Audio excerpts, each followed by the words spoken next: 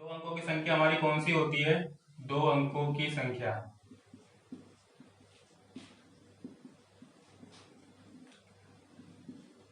10 से कहां तक होती है? 99 तक। ठीक है, दो अंकों की संख्या 10 से 99 तक है। अब इसमें क्या है, एक संख्या के अंकों का योग, इनमें से कोई एक संख्या है जिनके अंकों का योग क्या है हमारे पास? 9 है। ठीक है, और तो वो हमें संख्या ज्ञात करनी है। तो प्रश्नानुसार जैसे प्रश्न में बोला हुआ है, तो सबसे पहले हम क्या मानेंगे? इकाई का अंक मानते हैं। ठीक है, क्योंकि अब मान लो दो संख्याएं, जैसे मान लो मैं कोई भी एक संख्या इसमें से ले लूं, जैसे मान लो मैंने 28 ले लिया। ठीक है, तो इसमें ये क्या हो जाएगा? आपका इकाई का अंक हो जाएगा, इकाई का अंक। और दो क्या हो जाएगा आपका? ढाई का अंक हो जाएगा। ठीक है, समझ में आया? तो अगर हम इसको तोड़ेंगे तो कैसे लिखेंगे? 28 को 20 जमा में 8, और इसे लिखेंगे 2 गुणा में 10 जमा में 8। ठीक है, तो इसलिए हमें एक इकाई का अंक मानना है और एक ढाई का अंक मानना है। ठीक है, तो सबसे पहले हम लिखेंगे माना इकाई का अंक। तो हमने इकाई का अंक को x मान लिया। ठीक है, अब यहाँ पे बोला हुआ है कि दो अंकों वाली दी गई एक संख्या में से अंकों का योग 9 है। ठीक है, तो कोई ऐसी संख्या, जैसे यहाँ पे अगर हम बात करें तो इनके अंकों का योग कितना है? 2 जमा में 8 10 है। ठीक है, तो ऐसी कोई दो अंकों की संख्या है जिसमें अंकों का योग कितना है? 9 है। तो ढाई के अंक, तो ढाई का अंक क्या हो जाएगा? तो देखो दो संख्याओं का योग 9 है, तो ढाई का अंक हो जाएगा 9 माइनस एक्स। ठीक है, तथा संख्या, तो संख्या क्या बनेगी आपकी? देखो अब संख्या क्या होती है, देखो 10 गुणा में ढाई का अंक आता है। ठीक है, ढाई का अंक, और जमा में क्या आएगा? इकाई का अंक। ठीक है, तो इसे मैं मिटा देता हूं।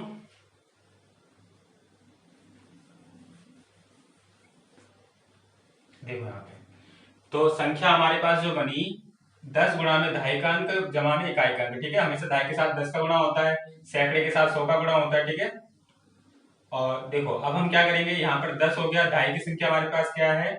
9 माइनस एक्स। ठीक है, प्लस इकाई का अंक हमारे पास क्या है? एक्स है।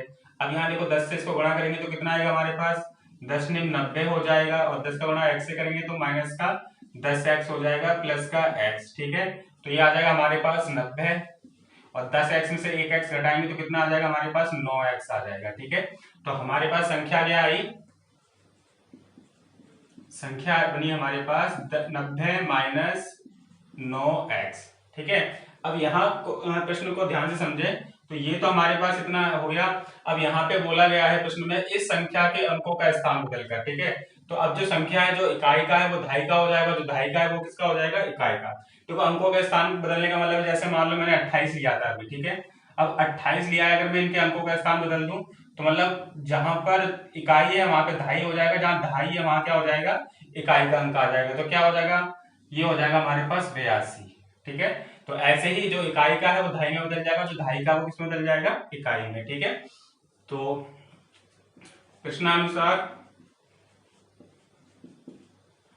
क्या आ जाएगा हमारे पास? इस संख्या के अंकों का स्थान बदलकर। ठीक है, संख्या के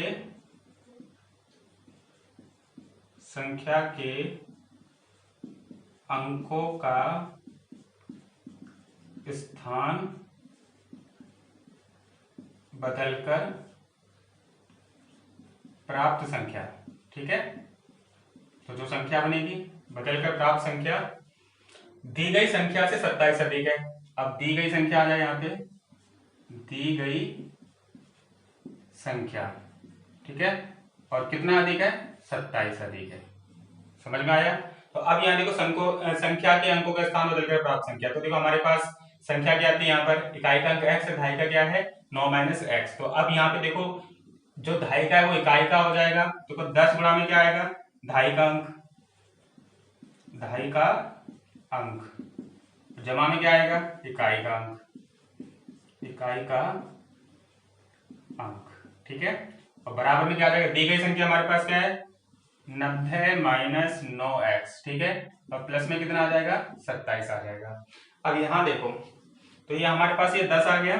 अब दहाई का अंक क्या है हमारे पास, दहाई का अंक हमारे पास 9 माइनस एक्स था पहले, तो इसको बदल दिया, अब तो ये क्या हो जाएगा, ये इकाई का हो जाएगा और ये दहाई का हो जाएगा। तो अब दहाई का अंक हमारे पास x हो गया है और इकाई का अंक क्या हो गया है 9 माइनस एक्स, क्योंकि हमने यहाँ पे बोला है ना संख्या के अंकों का स्थान बदलकर। और बराबर में कितना आ जाएगा, देखो 90 आ जाएगा, 90 में 27 प्लस कर दो आप, कितना हो जाएगा 7, ठीक है, 0 प्लस 7 7, 9 और 2 11, 117 माइनस 9x हो जाएगा। अब क्या करना है आपको, ये हो जाएगा आपके पास 10x, और देखो 10x में से 1x घटाएंगे तो कितना आ जाएगा हमारे पास 9x आ जाएगा। 9x जमा में 9 बराबर में 117 माइनस का 9x, ठीक है। अब हमें क्या करना है, अब देखो,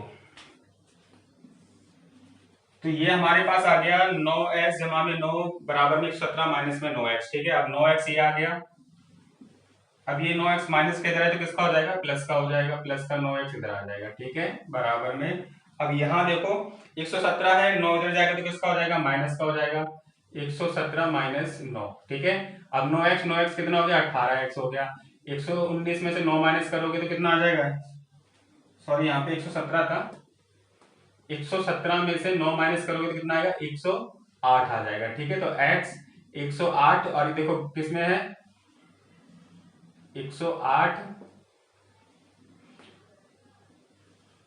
बटे में कितना आ जाएगा, देखो 18 किसमें है, गुणा में है, तो भाग में आ जाएगा 18, ठीक है। अब 18 से इसको काटोगे तो 18 छक्के कितना होता है 108, तो x का मान कितना आ गया 6 आ गया, ठीक है। तो हमारे पास जो संख्या थी वो क्या थी, देखो यहाँ पे संख्या क्या हमारे पास, अतः संख्या, ठीक है। तो संख्या थी हमारे पास 90 माइनस 9x, तो यहाँ पे हम रख देंगे 90 माइनस 9 गुणा में 6, तो कितना हो जाएगा 90 9 6 कितना हो जाएगा 54। अब 90 में 54 माइनस करेंगे तो कितना आएगा 36, तो 36 है, ठीक है। ये आपका उत्तर। इस तरीके से इस प्रश्न को हल करना था।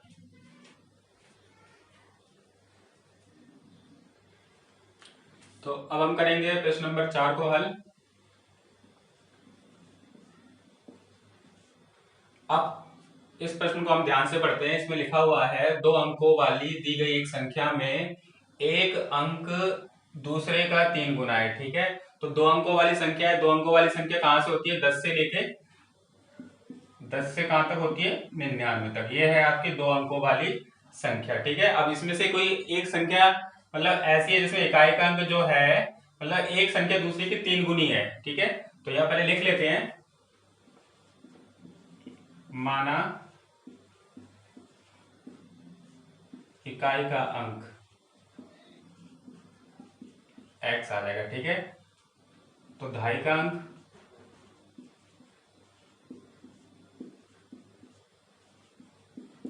क्या आ जाएगा। अब यहाँ देखो क्वेश्चन को ध्यान से समझो, 2 अंकों वाली दी गई एक संख्या में एक अंक दूसरे का 3 गुना है, ठीक है। एक अंक जो है वो क्या है, दूसरे का 3 गुना। तो जैसे इकाई का अंक x हो गया तो दहाई का क्या हो जाएगा 3 गुना, तो 3x हो जाएगा, ठीक है। तो संख्या क्या बनेगी, तथा संख्या, अब संख्या क्या बनेगी 10 गुणा में दहाई का अंक, ठीक है, और जमा में क्या आएगा इकाई का अंक।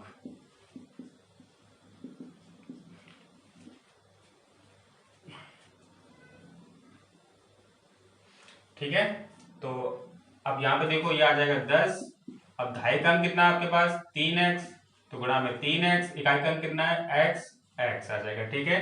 तो 10 3 30 हो जाएगा और 1x 31x हो जाएगा, ठीक है। फिर से समझ लो 10 30x और 1x 31x, ये आ गया आपके पास, ठीक है।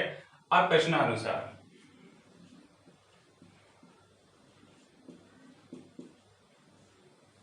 ठीक है। अब प्रश्न में क्या बोला है, इसके अंकों के स्थान बदलकर प्राप्त संख्या, तो अंकों के स्थान बदलकर प्राप्त संख्या, ठीक है, क्या है प्राप्त संख्या को दी गई संख्या में जोड़ने पर, तो क्या करना है, जमा में दी गई संख्या जोड़ने पर कितना प्राप्त होता है, 88 प्राप्त होता है। ठीक है, तो अब अंकों के स्थान बदल कर देखो, अंकों के स्थान जब हम बदलेंगे तो जो दहाई का अंक है वो किसका हो जाएगा, इकाई का, और जो इकाई का है वो किसका हो जाएगा, ढाई का हो जाएगा। ठीक है, तो यहाँ क्या आ जाएगा, 10 गुणा में ढाई का अंक जमा में इकाई का अंक। ठीक है,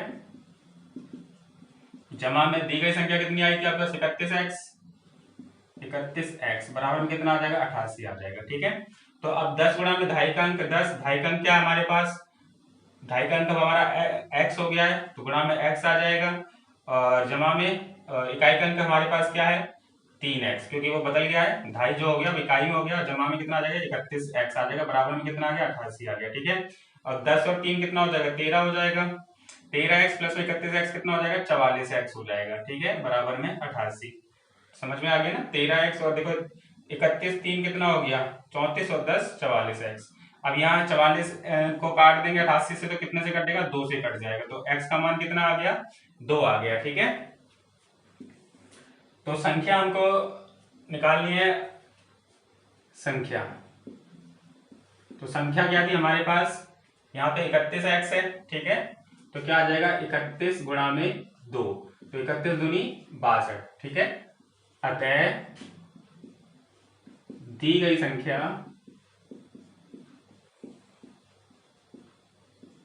62 है।